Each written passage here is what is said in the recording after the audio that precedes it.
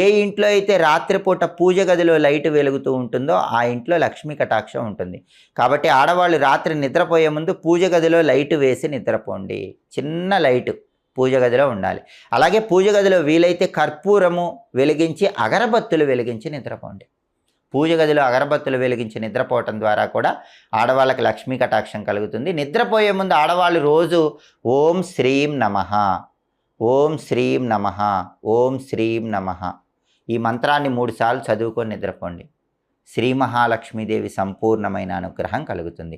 అలాగే అతి ముఖ్యమైనటువంటి ఆఖరి పరిహారం ఏంటంటే, ప్రతి సోమవారము కూడా రాత్రిపూట ఆడవాళ్ళు నిద్రపోయే ముందు ఒక గాజు పాత్రలో రాళ్ల ఉప్పు పోసి అందులో కొద్దిగా పసుపు కుంకుమ వేసి ఇంట్లో ఎవరికీ కనపడని చోట ఆ గాజు పాత్రను ఉంచండి.